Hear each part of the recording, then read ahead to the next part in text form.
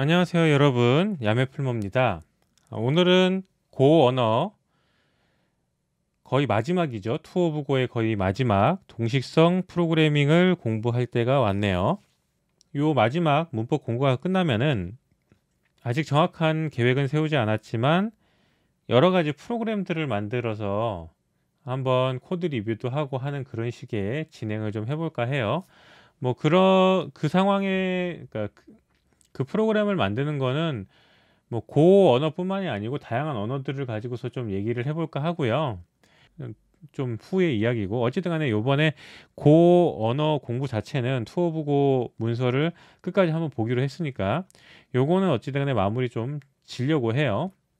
그런데 하필 이 고 언어의 마지막 부분, 동시성 프로그램, 뭔가 이 고 언어에서 대단히 장점이다 강점이라고 내세우고 있는 이 동시성 프로그래밍 부분을 공부하려고 보니까 요 부분을 좀 알려면은 물론 이제 프로그램 경험이 많으신 분들 같은 경우에는 다소 수월하게 아실 수 있는 부분들이지만 처음 접하시는 분들한테는 이 동시성 프로그램 자체가 뭔가 생소하고 처음 만나보는 분들도 있을 거기 때문에 기본적인 개념부터 좀 설명을 하고 넘어갈까 싶어요. 그래서 요번 영상은 좀 몇 편으로 나눠질 것 같고요. 우선은 동시성 프로그램이 뭔지, 그리고 동시성 프로그램이라는 게 왜 생겼는지, 뭐 이런 내용들을 좀 이야기해 볼까 합니다. 그리고 요 부분은 저도 그 예전에 공부했던 내용들, 기억에 있는 내용들을 더듬어서 하는 거다 보니까 내용의 오류나 약간의 오류나 그 부실한 점이 분명히 있을 겁니다. 하지만 여기서 제가 얘기하는 키워드들은 분명히 어, 주요한 키워드들이기 때문에 여러분들이 영상을 보고 좀 이해가 안 된다든지 좀 부가적인 더 설명, 구체적인 걸 더 알고 싶다 하시는 분들은 내용을 좀 검색을 해보시든가 구글에서 검색을 해보시든가 어, 도서 같은 거, 특히 컴퓨터 구조나 운영체제에 관련된 것들, 그리고 병렬 프로그램이나 동시성 프로그램에 대한 별도의 그 카테고리만 나눠가지고 작성된 도서들도 많이 있습니다. 그런 것들을 좀 찾아보시는 것도 매우 도움이 될 거다, 생각이 드네요. 자, 그래서 우선은 이 동시성 프로그램이 뭔지 뭐 이것들을 좀 개념에 대해서 좀 생각을 해보고 설명을 해드릴까 합니다.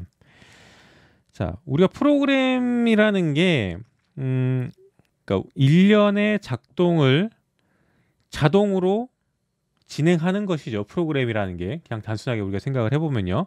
프로그래머가 무엇을 해라고 하는 작업들이 진행되는 게 프로그램입니다. 자, 그런데 이 프로그램이 작동이 될 때 몇 가지 우리가 개념이 있어요. 그래서 보통 프로그램이 작동된다라고 했을 때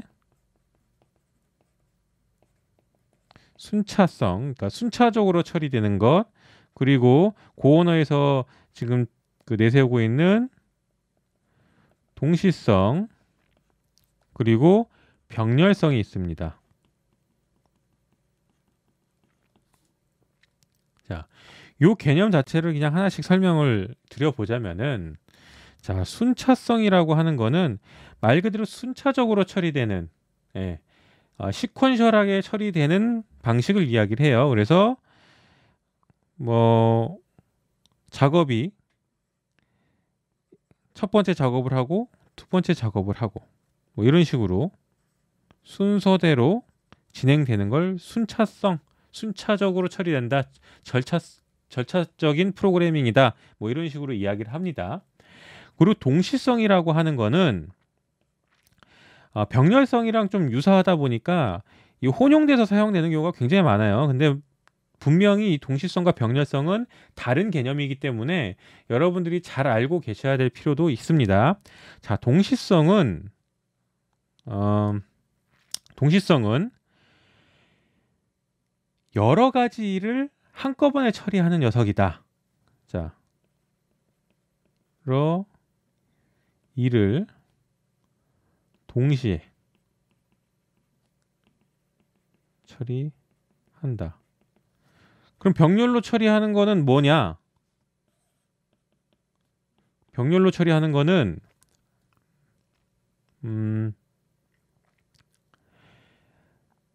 약간 비슷한데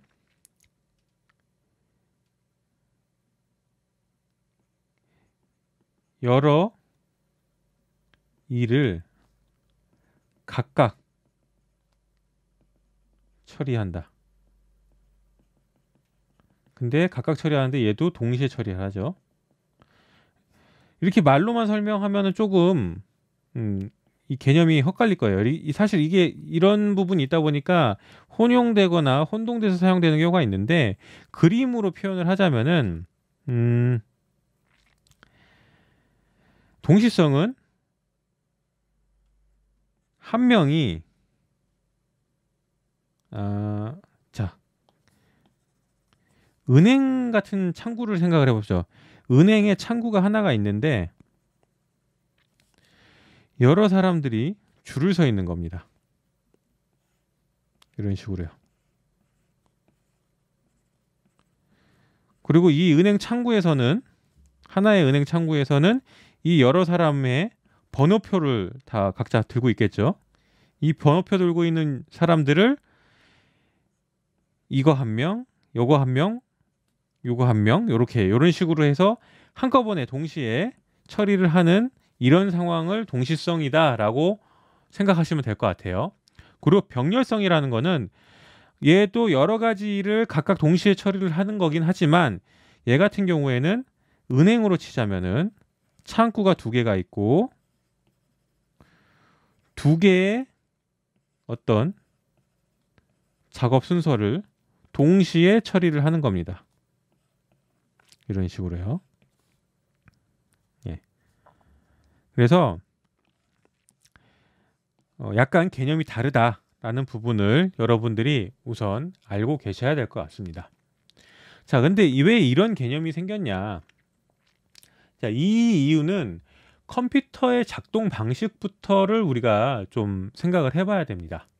그 컴퓨터 같은 경우에는 과거에 우리가 전통적인 컴퓨터의 구조를 생각을 해보면은 컴퓨터는 CPU라고 하는 연산장치가 들어있죠. 오늘날의 이 연산장치는 보통 멀티코어를 가지고 있습니다. 하지만 초창기 CPU들 같은 경우에는 단 하나의 코어만 가지고 있었어요.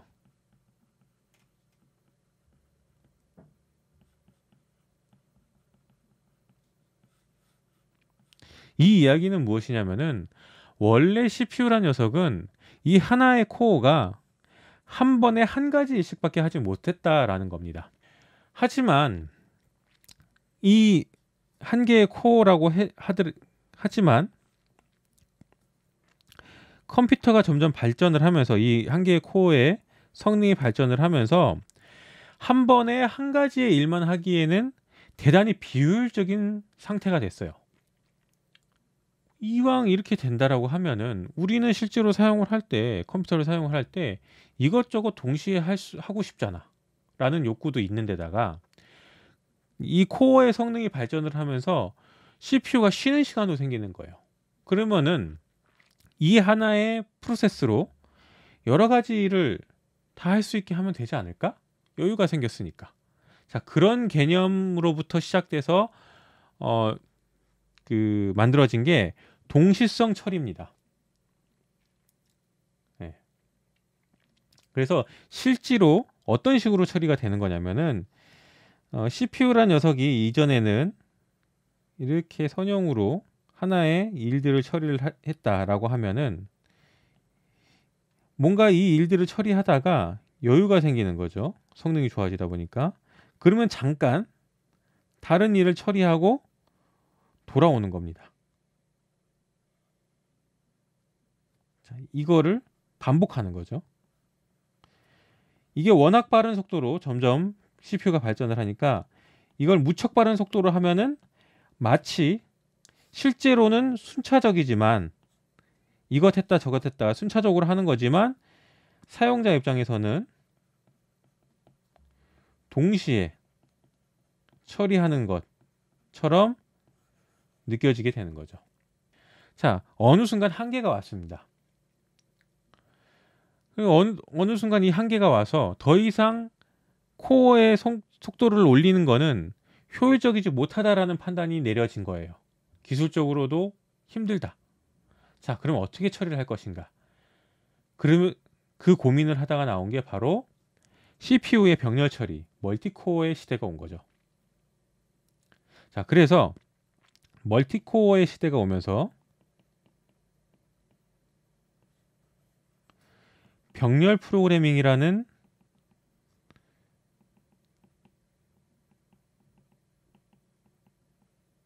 이야기가 많이 나왔습니다.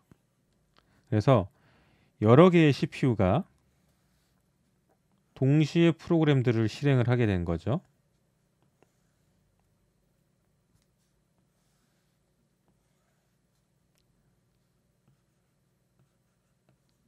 네.